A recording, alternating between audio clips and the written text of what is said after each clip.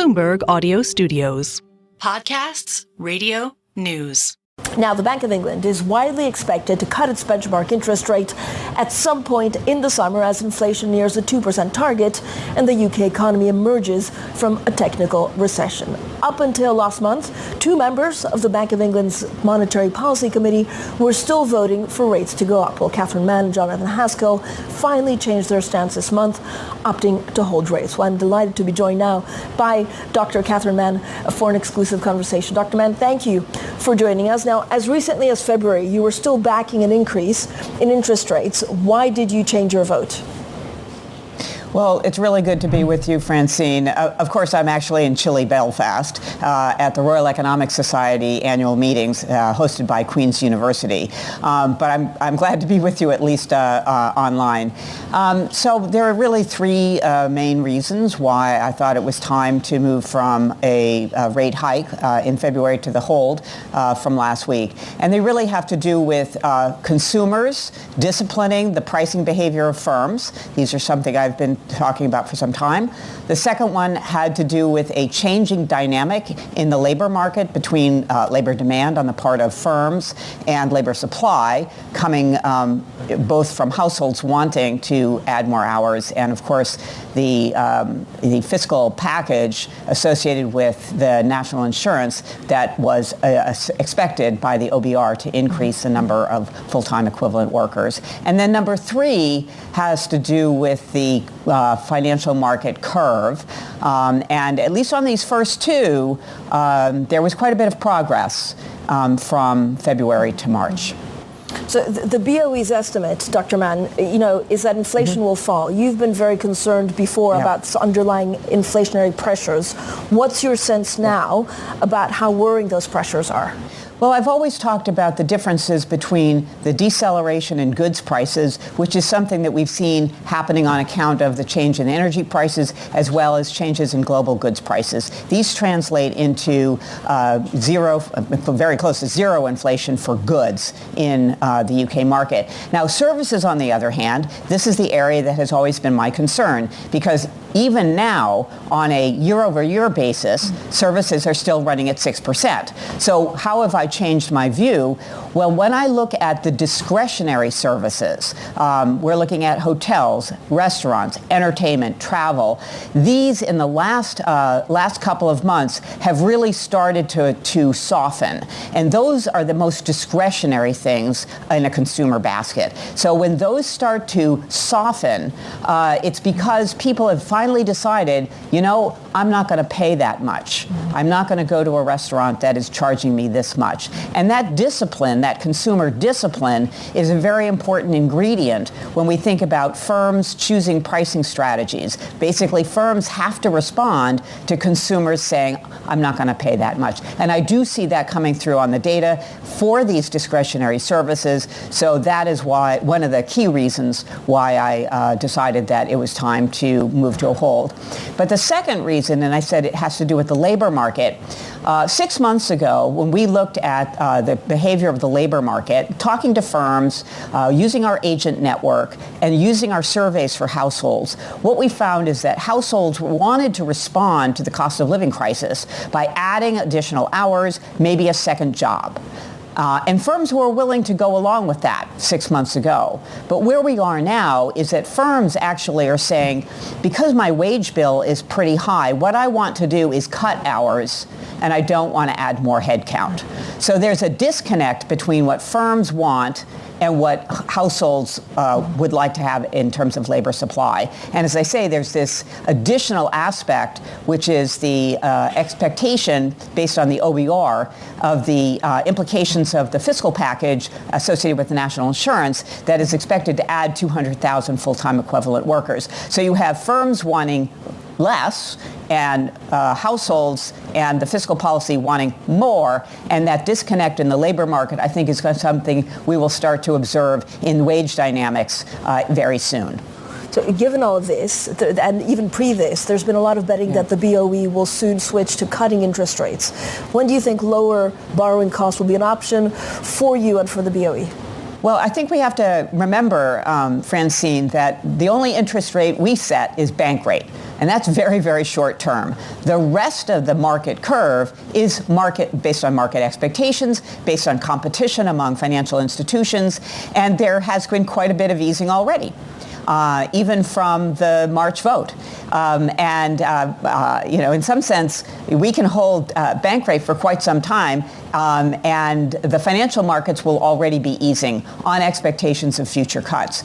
My concern is that, and my fundamental reason why I voted to hike in February was at that point I thought that the financial markets had been easing too much relative to what I thought was the appropriate overall curve for the UK economy.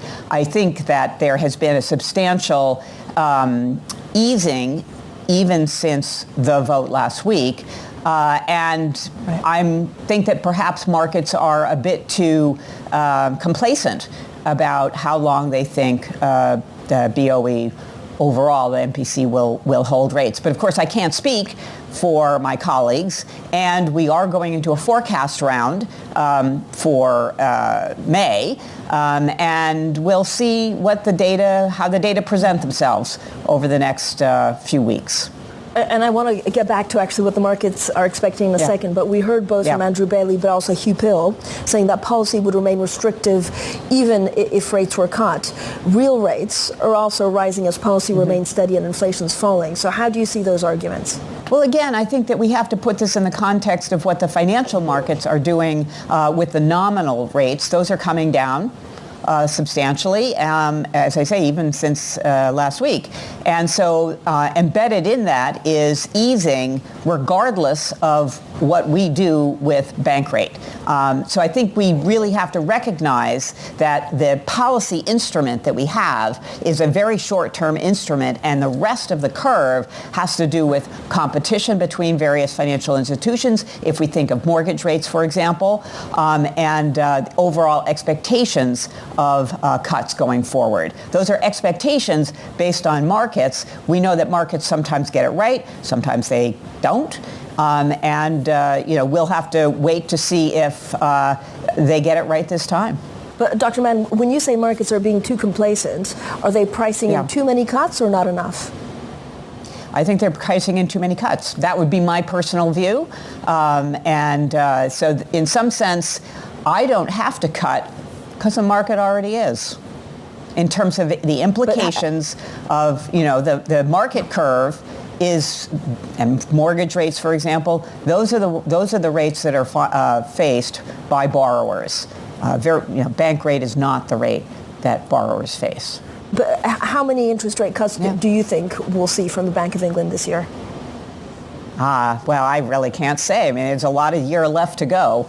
The market's expectation is the one that a lot of people are betting money on it. So, you figure that if anybody has it right, they do. But, the degree to which the market curve has moved in the last week, but even more since the beginning of the year. We have 100 basis points of a swing in the market curve.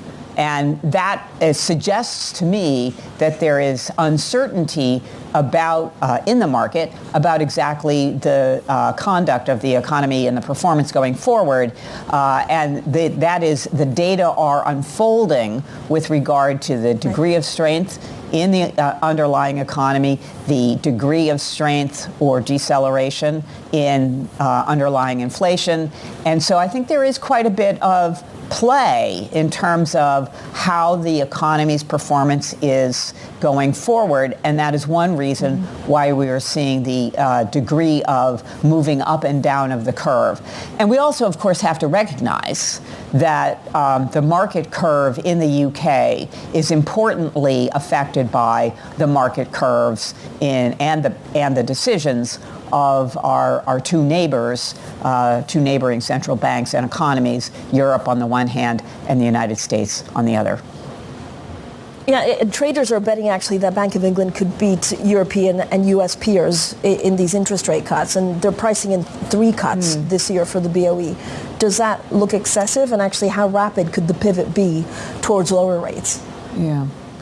So when we look at the data comparing the deceleration in inflation and underlying wages for the U.S., the UK, and the Euro area, it's a presentation that we've had in the Monetary Policy Report over the last several issues.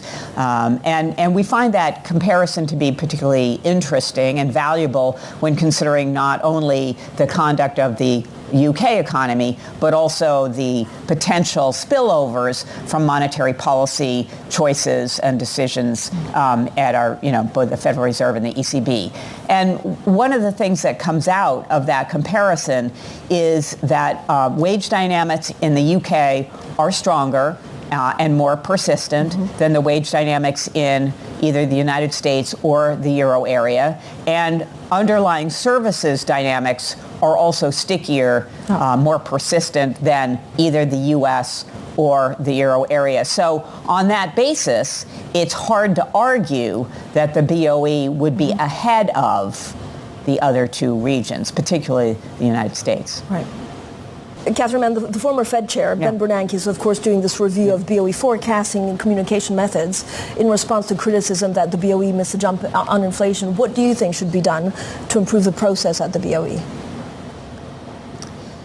So the Bernanke report will be coming out at some point, and it will be very interesting to see the overall reaction to it outside. There are a lot of different elements of the forecast process. What I think is an important part of the process, especially over the last 2 years, when the economy has been hit by multiple shocks, is an understanding of how asymmetric processes work in the economy, how nonlinearities work in the economy. And many of the models that we use, and I've been on the model building side at numerous of my other jobs, most models simply tend to be linear and symmetric. That's just the way they work. They're big. They have a lot of interactions. They tend to be constructed to be linear and symmetric. That doesn't mean you can't bolt on important research that helps you understand how firms react in a nonlinear situation or an asymmetric situation. And I think thinking seriously about how to integrate partial equilibrium or firm level analysis, or how consumers react, or how deciles, different income deciles, those behaviors are different, how to incorporate that disaggregation into a macroeconomic setting. That's something that I think is worthy of more analysis within our own forecasting process. Okay. Have you spoken to Ben Bernanke, and do you think the BOE should do dot plots like the Fed? Well, yeah, Bernanke did quite a bit of research, speaking with many people, both within the bank as well as outside, at all levels, staff all the way up to the top. So he had a very comprehensive interview set in order to understand the background of the overall process. On dot plots, I think, we do better than dot plots. We tell you exactly how we vote, and we give speeches and interviews to tell you why. So we give you a lot more information than a dot plot. Thank you so much. Catherine Mann, always a pleasure to speak to you, Bank of England MPC member, joining us for this exclusive interview from Belfast.